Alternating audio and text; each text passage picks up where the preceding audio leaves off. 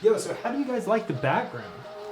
I recently just moved into this new space and I finally have the room to build my own YouTube studio. So that's what I've been doing for the last few weeks. I apologize for the low upload rate, but I'm gonna hop back on the wagon and start filming some more tutorials and things for you guys. So for today, we're gonna be talking about 5 tips on how you can effectively speed ramp your footage and make those transitions buttery smooth. Let's get into it.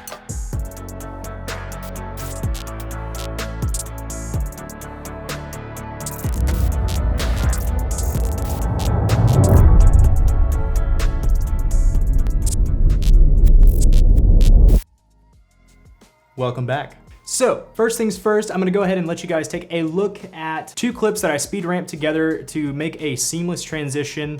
And then after that, we'll dive into the tips, and then I'll go over the thought process behind putting those together and the reason why I speed ramp the way that I speed ramp.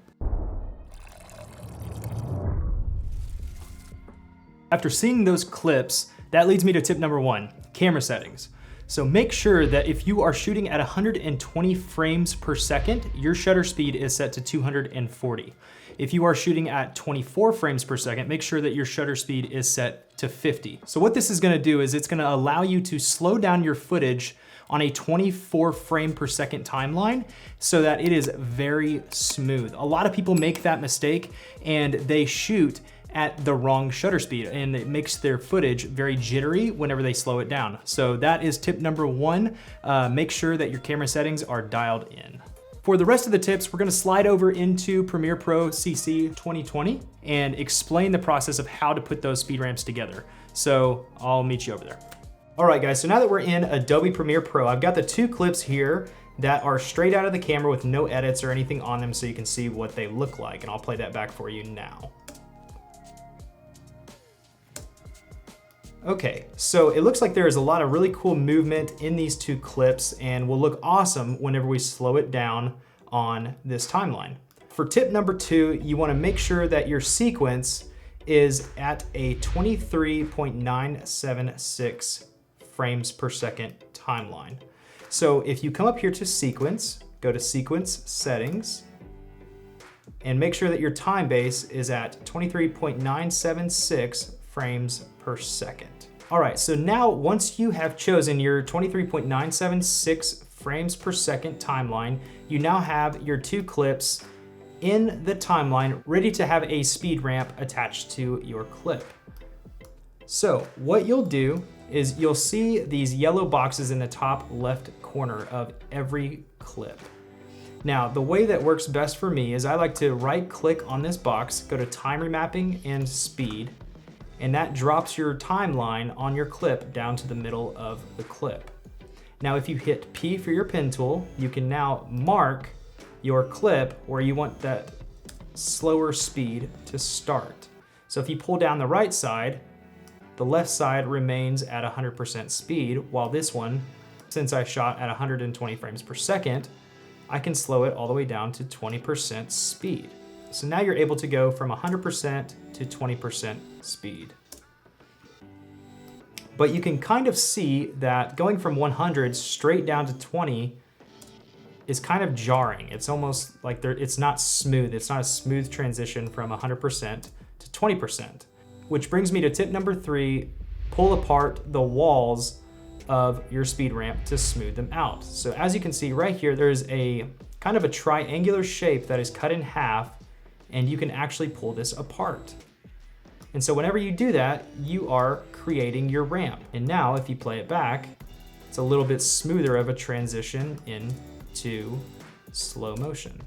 And so once you've pulled apart the wall, you now can click on either arrow piece that you split in half, and a tool pops up in the middle of the ramp. You can then grab the top of the tool, pull it to the left, and you are able to smooth out your transition of speed. So for tip number 4, I wanted to bring something to your attention when using this style of transition.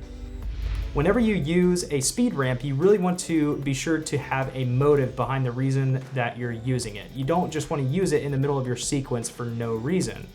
you really want to emphasize a point. So in my case, I want to emphasize movement. Now I know that this clip here is a little out of focus at this section, but in the sequence that I will let you guys view at the end, you will see that I really focus on the pieces that are in focus and emphasize the movement so that the viewer can experience this motion that they wouldn't normally see in real life. And that's what makes these transitions so interesting. And for my final tip, I have brought the transition of speed right to where I want it. So now the liquid is in focus. And I think that instead of having it stay on the liquid slowed down for such a long period of time, I want to speed ramp out of it and come out of this shaker cup. And so what I will do is very similar to the first wall that you set. You're gonna be going from 100% to 20%. And when I ramp out of this, I like to go a little bit faster than normal speed.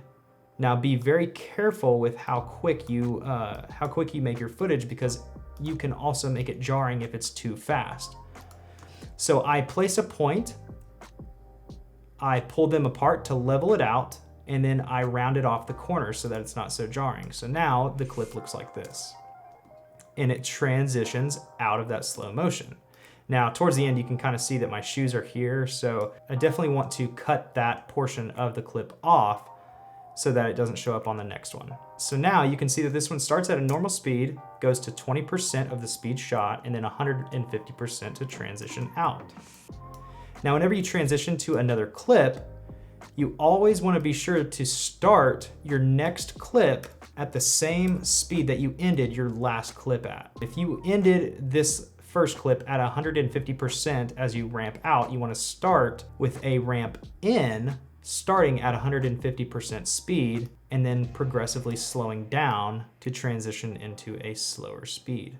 So what that will look like once I get everything rounded out, and as you can see on the timeline, the hump lines up right here in the middle and provides you with a smooth transition.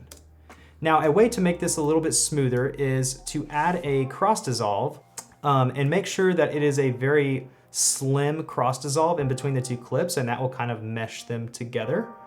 And that is my last and final tip, is to add that cross dissolve so that it is seamless. And so a lot of people kind of find these corny to use. I think that they come in use in these certain circumstances if you can get them lined up correctly. So I'm not gonna make it perfect just for the sake of time, but you can kind of see how it makes it a lot smoother of a transition out of the cup. And once you have these color corrected and color graded, they should mesh perfectly. All right, guys, that's going to conclude my 5 tips on how to create effective speed ramps in your footage. I apologize for it being so lengthy. I know that was a ton of content to get through, but I definitely wanted to include certain tips that I wish that I had whenever I first started getting into the whole editing process. And if this was your first time visiting the channel, please consider hitting that subscribe button. It really helps me as a creator to keep creating content like this for you guys and help filmmakers that are in similar shoes as me. Thank you all, and I will see you in the next one.